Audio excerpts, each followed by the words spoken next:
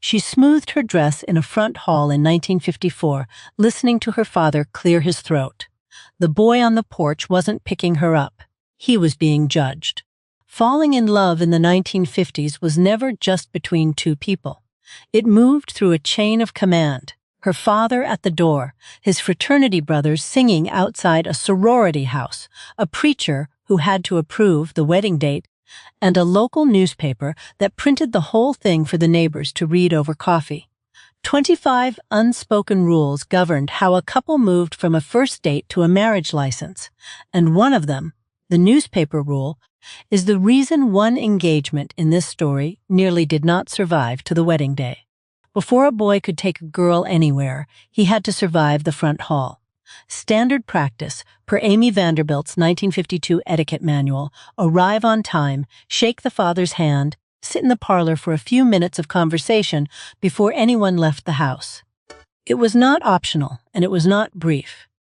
A girl's mother often lingered in the doorway too, listening. The couple had not gone anywhere yet, and already they were being measured as a pair, not two separate people out for the evening. That measuring never really stopped once it started. Parents were not being difficult for its own sake.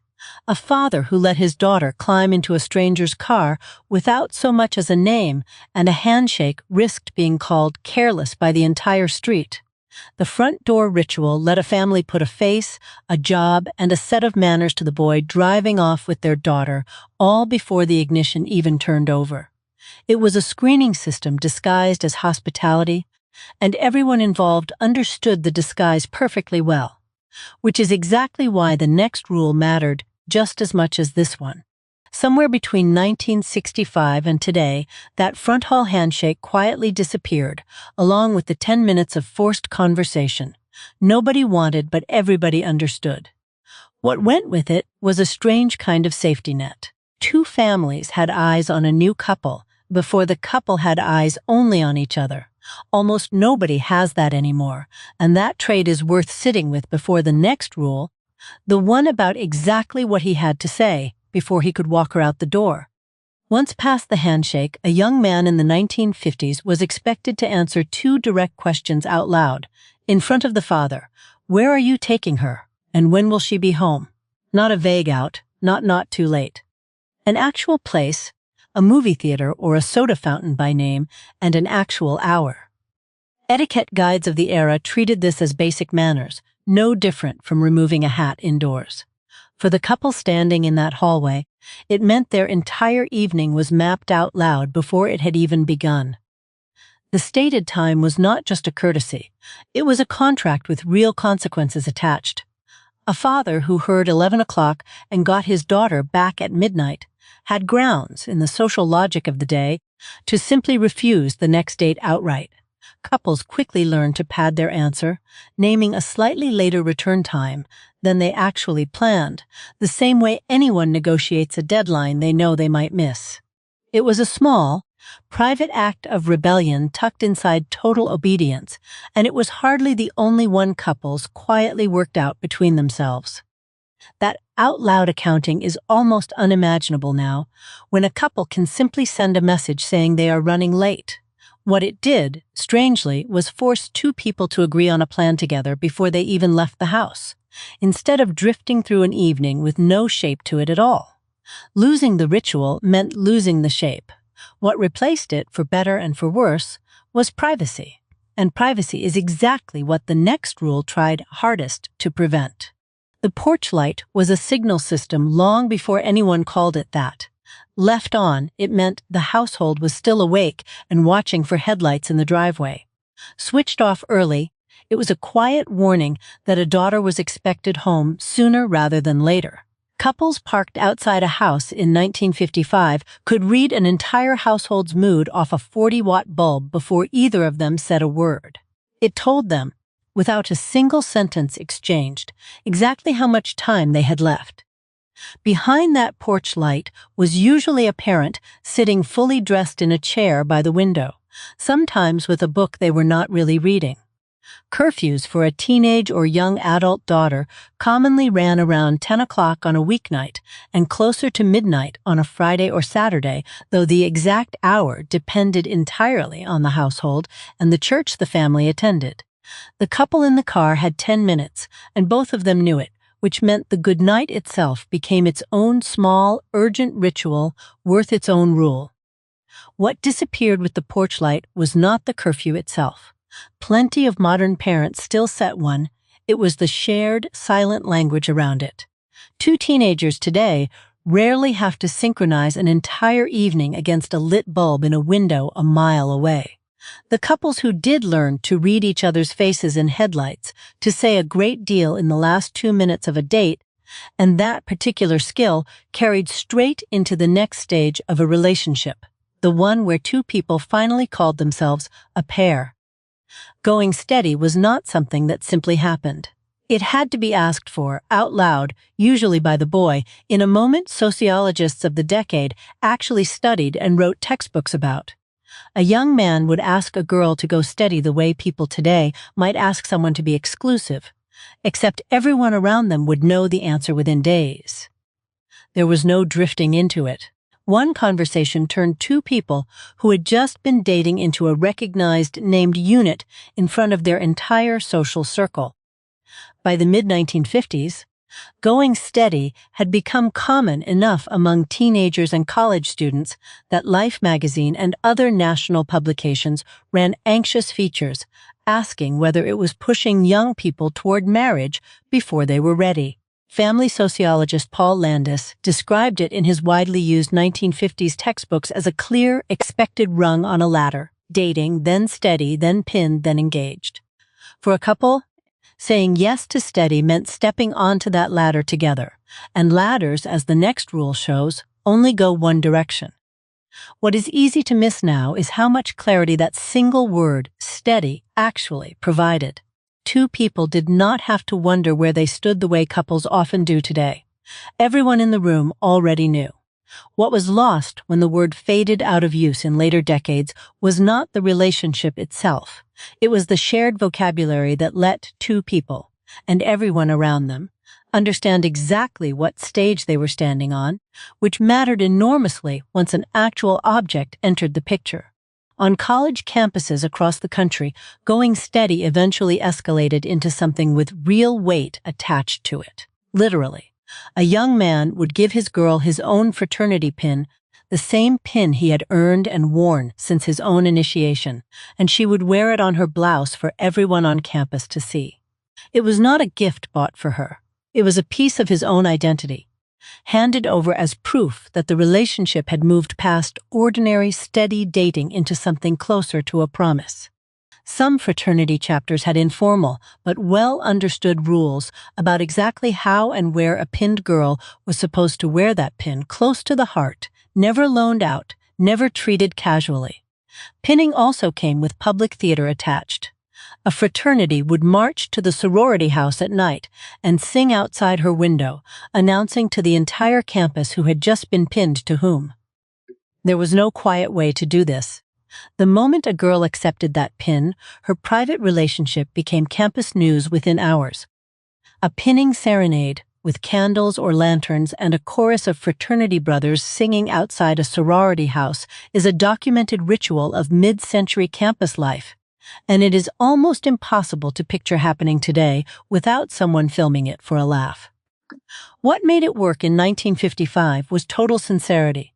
Nobody involved thought it was funny. It was the couple's engagement to be engaged, announced in 4-part harmony. Most couples outside the fraternity system never got a serenade like this at all, which is exactly where the next rule comes in. Not every 1950s couple belonged to a fraternity or a sorority, but the same ladder existed for them too, just with a different object. Instead of a pin, a young man might give a girl a simple friendship or promise ring, a smaller, less expensive stone or band that signaled the same thing, pinning, signaled on campus. This is serious, but we are not there yet. It sat on the ring finger's neighbor, never the finger itself, saving that spot for what was still supposed to come later. The promise ring mattered because it gave working class and rural couples, the ones who had never set foot on a fraternity lawn, the exact same public signal college couples got from a pin. Everyone in a small town could glance at a girl's hand at church and know precisely where that couple stood. It is one of the clearest examples of how thoroughly this ladder had spread through American culture by mid-decade, reaching couples in cities and couples in farm towns with nearly identical rules and identical next steps. Meeting one parent at the front door was only the opening move. Once a couple was steady or pinned, the next unwritten requirement was a full Sunday dinner with the entire family, siblings, grandparents, sometimes an aunt who had opinions about everything. It was understood on both sides that this was not a casual meal. A young man sat at that table, knowing every word he said was being weighed, and a young woman sat there, hoping her family would behave itself for exactly 1 hour. What made Sunday dinner different from the front door handshake was scale. A father alone could be managed with a firm handshake and a confident answer about where you worked. An entire extended family, gathered around a table for 2 hours, was much harder to perform for, and everyone at that table knew it. Grandmothers in particular were famous, in the social memory of the era, for asking the questions parents were too polite to ask directly, which is exactly why a young man usually left that dinner more nervous than he arrived. What got lost as extended families spread out across different cities in the decades after the 1950s was that particular test, the one no single person could fail alone, because the whole family voted, in effect, without ever taking a formal vote. A couple today might meet a partner's parents over a quiet coffee. A couple then was measured by a table full of relatives all at once, and that shared verdict carried real weight toward whatever the family decided came next. By the time a couple reached engagement, family approval was not a formality anyone skipped. A young man could not simply appear one day with a ring, not without the family, especially the father, already having signaled some version of yes ahead of time. Etiquette guides of the era coached young men to have this conversation quietly and separately before the actual proposal, so that the moment itself would already be a formality rather than a real question with a real chance of no. This meant the real drama of a 1950 engagement often happened privately, days or weeks before the ring ever appeared, in a much quieter conversation between two men, the suitor and the father, that the bride-to-be was not even present for. It is a detail that surprises modern viewers used to proposals being the single big moment. In the 1950s, the proposal was frequently the second big moment. The real one had already happened at a kitchen table with nobody watching but two nervous men and a cup of coffee going cold. What this meant for the couple themselves was that they rarely got to make the biggest decision of their young lives entirely alone. Even the yes was, in a sense, pre-approved by people other than the two of them. Some women who lived through this era later described real comfort in that shared decision, a feeling the whole family was behind them from day one. Others chafed at never having a moment that belonged only to the two of them, and what that conversation with her father actually sounded like is worth hearing in full. The conversation itself, a young man asking a father for his daughter's hand, followed something close to a script by the mid-1950s. He was expected to come prepared to answer questions about his job, his prospects, his ability to support a household, sometimes his own father's occupation as a kind of character reference.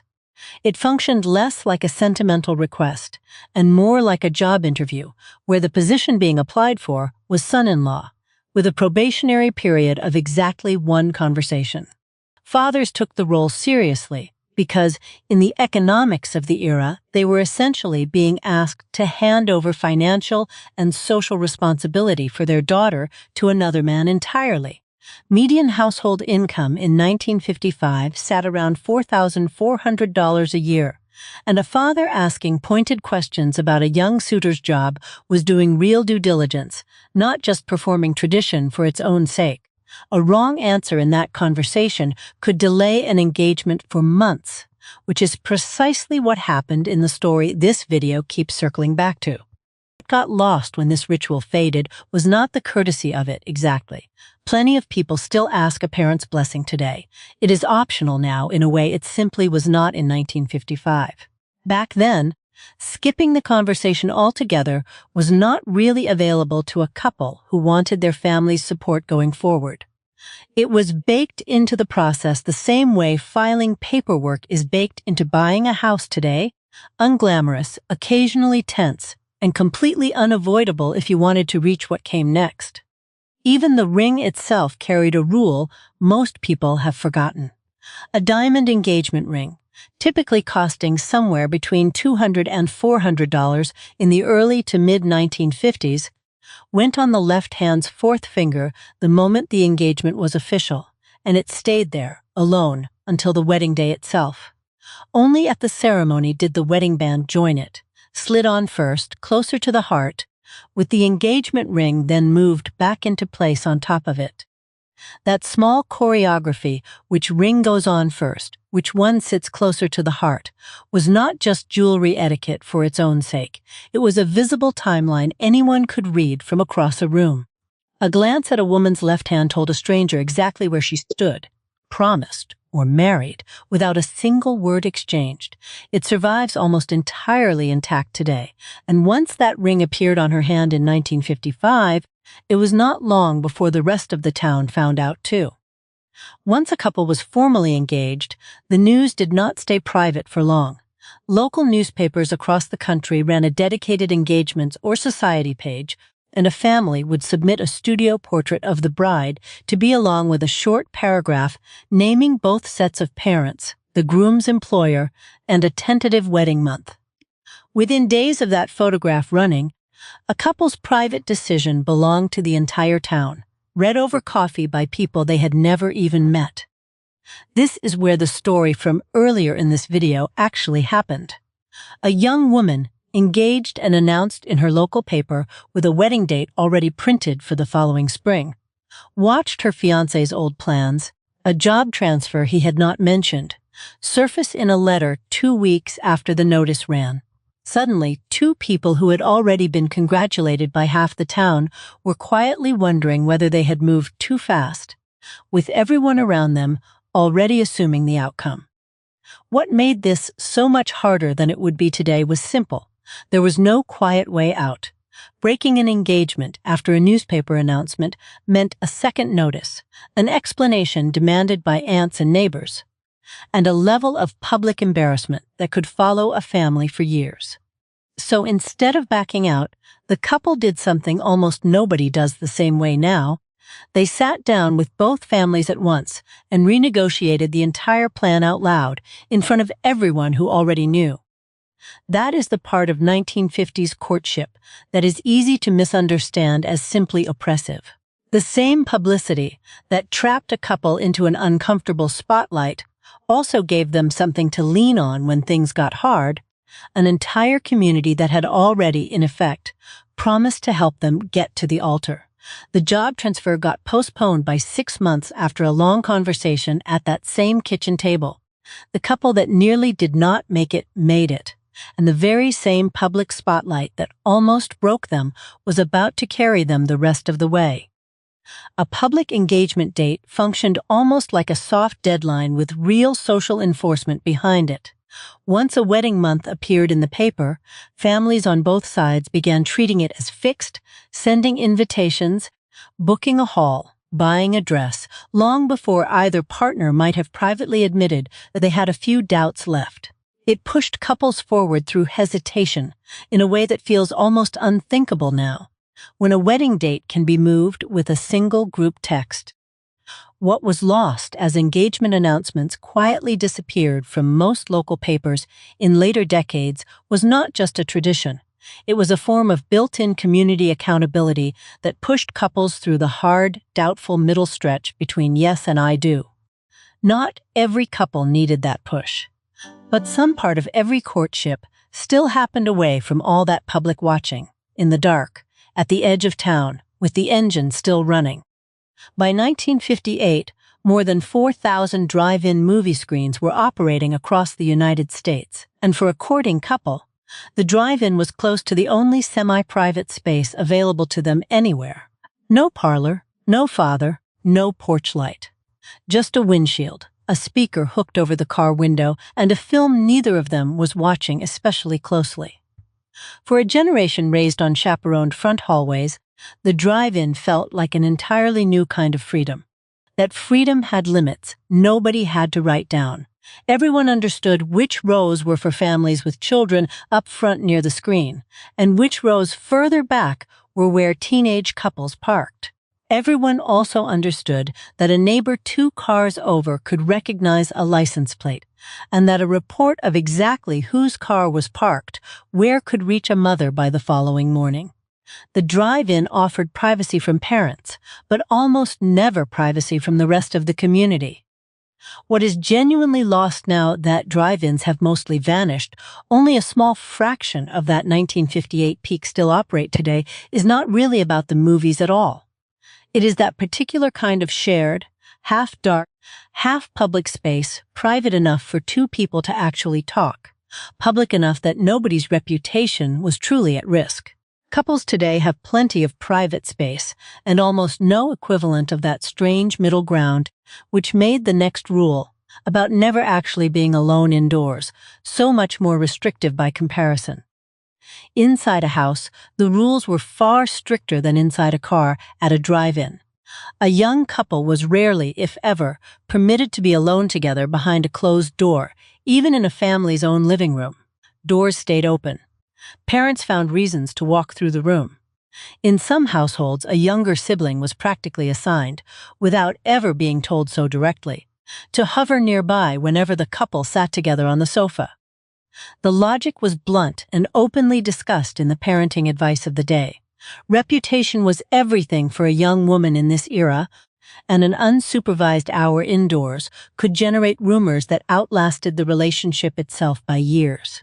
What this meant, practically, was that a 1950s couple did almost all of their real talking either in public, at a soda fountain or a dance, or in a car, which quietly made the automobile one of the most important pieces of courtship equipment either of them owned. Money moved in exactly one direction on a 1950s date, from his pocket to the counter.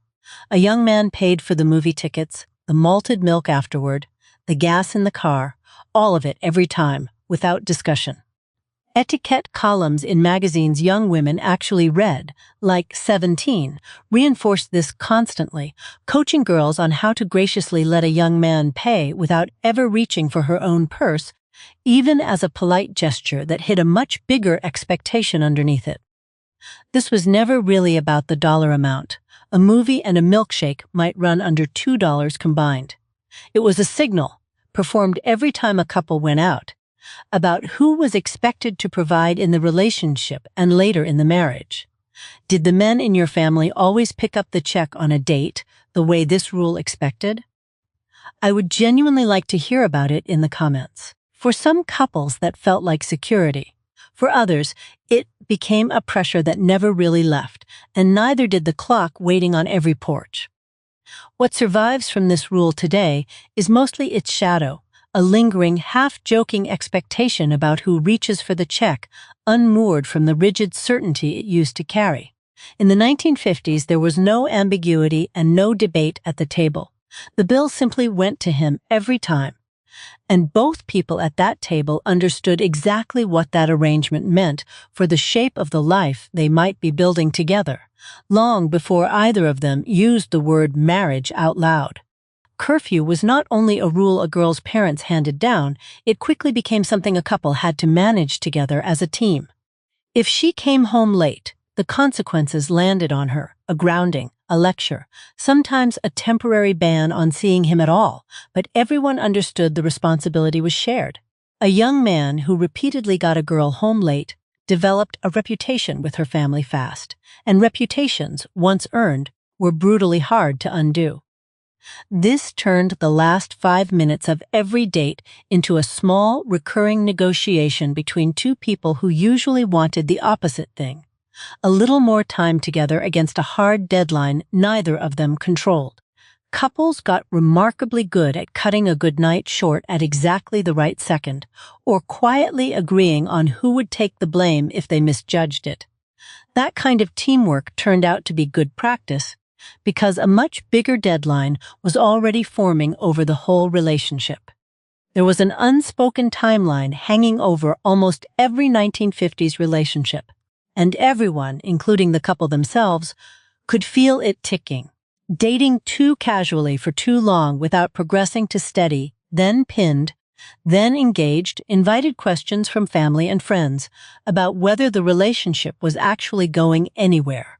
It was not written down anywhere as a rule, but it was enforced constantly, in comments at Sunday dinner, in questions from a grandmother, in the simple fact that most of a couple's own friends were already married by their early 20s.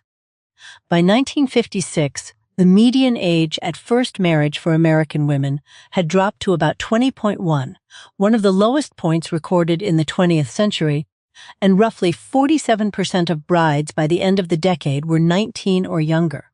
Those numbers were not accidents of biology. They were the direct result of an entire social machine, this whole chain of unspoken rules, quietly nudging every couple toward the altar as fast as it reasonably could without technically forcing anyone. What is lost when we call this era simply romantic without the pressure attached is the real weight some couples felt racing a clock that had nothing to do with how ready they actually were. What is lost when we call it simply oppressive, without the structure attached, is how many couples later described real relief in having a clear, shared script to follow. Both things were true inside the exact same set of rules, and the next one shows just how far outside the couple's hands the timeline could actually go. For many couples, especially in the Protestant and Catholic congregations that made up the majority of American religious life in the 1950s, a wedding date could not simply be picked by the couple alone. It had to be cleared with a pastor or priest who in many congregations expected at least a few sessions of premarital counseling before agreeing to perform the ceremony at all. A couple eager to marry that spring might find themselves waiting on a clergyman's calendar as much as their own. These counseling sessions covered practical ground, budgeting for a household, expectations around children, how disagreements would be handled. Decades before marriage counseling became a mainstream, secular idea most people associate with a therapist's office. For a couple, sitting through them together was often the first time they had ever discussed money or family planning as a real, structured conversation rather than something assumed or joked about, which occasionally surfaced disagreements neither of them had known were there. What disappeared as church attendance declined in later decades was not just a scheduling hurdle. It was one of the only formal checkpoints built into the courtship process where a trusted third party was actually required to sit down with a couple and ask hard questions before letting them proceed. Some couples resented it as an obstacle, but clearing the pastor was only one approval still standing between the couple and the altar. The biggest one involved not one family, but two. Individual approval was never the whole story. Two families, not just two people, had to find a way to actually get along, because a 1950s wedding meant two sets of parents planning, paying for, and attending years of holidays together afterward. An engagement could survive a father's private reservations about a suitor's job. It rarely survived open, lasting hostility between the two families themselves, which is why so much quiet diplomatic work happened in the months between engagement and wedding, almost none of it involving the couple directly. Differences in religion, class, or ethnic background between two families could turn what should have been simple wedding planning into a genuine negotiation, over which church hosted the ceremony, whose tradition shaped the reception, even which surname appeared first on the invitation.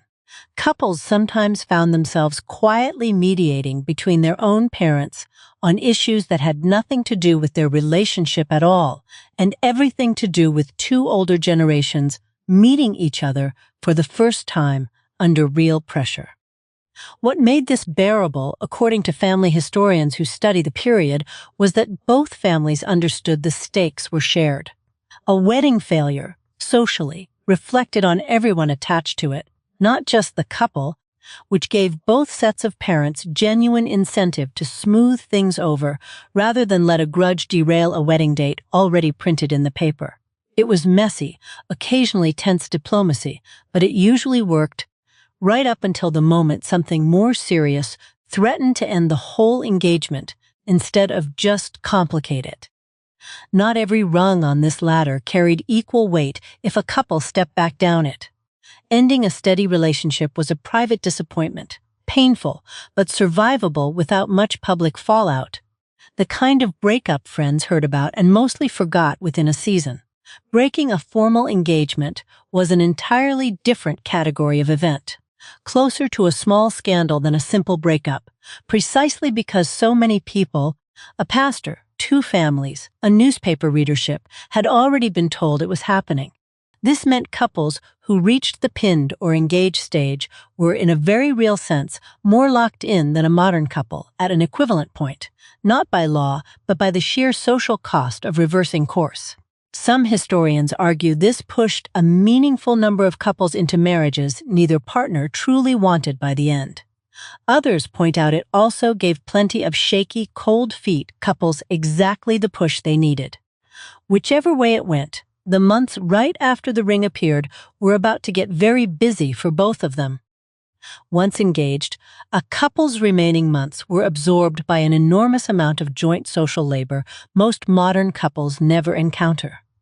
Friends and relatives hosted bridal showers, sometimes several of them, gift-giving events built around specific themes, a kitchen shower, a linen shower, each one requiring the bride to be present, gracious, and visibly grateful in front of a room of women, many of them her future mother-in-law's friends rather than her own. The groom had his own version of this social gauntlet, typically a smaller, less elaborate bachelor dinner. But the real joint project both partners shared was assembling a household from scratch, a trousseau of linens, dishes, and household goods a bride was expected to have collected, often for years beforehand, plus whatever a young couple could realistically afford together on a single starting salary. Furnishing an entire home before the wedding day itself was treated as a shared responsibility, not something either partner handled alone. What is easy to miss about all this social choreography, the showers, the linens, the careful thank you notes written by hand for every single gift, is that it functioned as a slow, deliberate rehearsal for running a household together before the household technically existed. Couples today can simply move in and figure it out. A 1950s couple was, in effect, forced to plan an entire domestic life out loud, in public, months before they actually got to live it, right down to the ring that had started the whole process. That ring, the one placed on her hand back at the very start of the engagement, was never a purely private choice either. A diamond engagement ring in the early to mid-1950s typically cost somewhere between $200 and $400, at a time when a new car ran roughly $2,500 to $2,000 and median household income for the year sat around $400. Everyone doing the math at Sunday dinner could roughly guess how many months of a young man's salary that stone represented. This was not an accident of culture. It was the direct result of a deliberate advertising campaign. The phrase, "a diamond is forever," created by an advertising agency working for De Beers in the late 1940s, had by the 1950s successfully convinced most of American courting culture that a diamond, and specifically a diamond of a certain visible size, was the only acceptable symbol of a serious engagement. A ring that looked too modest could actually generate whispered commentary among the exact same relatives who had approved the marriage in the first place. What this meant for an actual couple standing in a jewelry store together in 1955 was that a decision that should have been personal came loaded with real social risk on both ends. Spend too little and invite quiet judgment, spend too much and strain a young household's finances before it even started. Couples navigated this together in a way the nostalgic version of this story rarely mentions, carefully, sometimes anxiously. That kind of careful, shared navigation actually started long before the ring, all the way back at the very first double date. Before a couple was ever trusted alone in a car, most of them spent months, sometimes longer, dating exclusively in groups. Double dates with another established couple along for the evening were the standard first step, a socially acceptable way for two people who liked each other to spend real time together without technically being unchaperoned. Parents who would never have allowed a solo car ride often had no objection at all to the exact same evening shared with two other people present. Group dates also served a quieter, more practical purpose. They let a couple and their friends, and by extension their families, informally evaluate whether a relationship was actually working before either side invested too much in it. A boy who behaved badly in front of friends on a group outing would find that reputation traveling fast long before he ever reached the front hallway handshake this whole story started with. It was an early filter, working long before any of the more formal rules ever came into play. The slow graduation from group dates to a chaperoned solo outing to, eventually, real time alone in a car was rarely spelled out as a formal set of steps, but nearly every couple of the era moved through it in roughly the same order, at roughly the same pace. It gave a new couple time to actually get to know each other inside your pressure setting before the heavier machinery of steady dating, pinning, and engagement ever engaged at all, and that machinery, once it started, moved quickly. Communication between dates had its own set of constraints most modern couples would find almost impossible to imagine. Most American households in the 1950s had a single telephone, often mounted on a wall in a hallway or kitchen, well within earshot of the rest of the family. A phone call between a couple was rarely private, and everyone on both ends knew a parent or sibling could be listening from the next room without even trying very hard. This pushed a surprising amount of real intimacy into letters instead, especially for couples separated by college, military service, or simple distance between towns. Handwritten letters allowed a level of honesty the monitored hallway telephone never really permitted, and many couples of this era later described their written correspondence as where the relationship's real emotional depth actually lived, tucked away from parents entirely, read and reread in private rather than overheard by an entire household mid-sentence. What both the hallway phone and the handwritten letter forced onto a couple in completely different ways was patience, a value almost nothing about modern communication requires anymore. A letter took days to arrive and days to answer.